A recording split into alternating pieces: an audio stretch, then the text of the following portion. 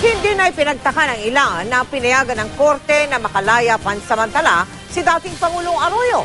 Tila minadali raw kasi ang kaso kaya hindi umano sapat ang ebidensya laban sa dating Pangulo. Nakatutok si Jam Sisante. Mahinang ebidensya ang dahilan kung bakit pinayagan ni Pasay RTC Branch 112 Judge Jesus Mupas na makapagpiyansa si dating Pangulong Gloria Arroyo sa kasong electoral sabotage. Ito rin ang paniwala ni Father Ranhilio Aquino, Dean ng San Beda College Graduate School of Law. Tila minadali raw kasi ang pagsampa ng kaso laban kay Arroyo. Isinampa ang kaso 3 araw lang matapos subukan ng dating Pangulo na lumipad paalis ng Pilipinas dahil pansamantalang pinawalang bisa ng isang Supreme Court TRO ang watchlist order laban sa kanya.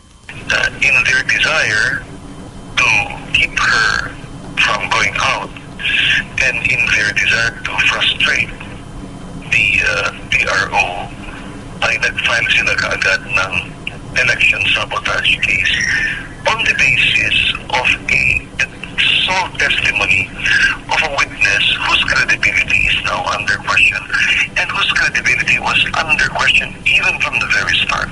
Dagdag ni Father Aquino, kundi na raw mapapalakas pa ng pamahalaan ang kaso laban kay Arroyo, mabuting bawiin na lang ng DOJ ang kaso. Pag nakikita mismo ng DOJ na mahina ang ebidensya o walang kaso laban sa isang tao, huwag nilang ipumilit ang mag-prosecute. They should be the first to admit that there is no case against the respondent and ask the court to dismiss the case against the respondent. Ayon naman kay Senador Alan Peter Cayetano, dapat magpresenta ang DOJ at COMELEC ng karagdagan at matibay na mga ebidensya laban kay Arroyo. Hindi raw dapat umasa ang pamahalaan sa testimonya ni dating Maguindanao Provincial Administrator Nori Unas. Ang tanging nagtuturo kay Arroyo na nag-utos kay Nooy Maguindanao Governor Andal Ampatuan Sr. na siguraduhin ang 12-0 na panalo ng Team Unity. If the DOJ and COMELEC takes the same direction and insist na strong ang case nila by just presenting Engineer Unas, it doesn't take a rocket scientist to see, based on this resolution, na papunta sa dismissal ng case. Para naman kay Senador Ping Lacson, kung may matututunan man sa karanasang ito, hindi raw dapat nagsasampa ng kaso ang DOJ at COMELEC nang walang sapat na ebidensya.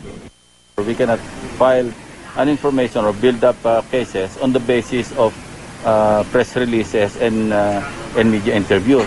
Hindi naman yun ang pag-uusapan dito. Pag-uusapan dito, yung tibay talaga ng ebidensya na ihaharap mo sa korte na sa ganon, airtight yung kaso. Jam Sisante, Nakatutok, 24 Oras.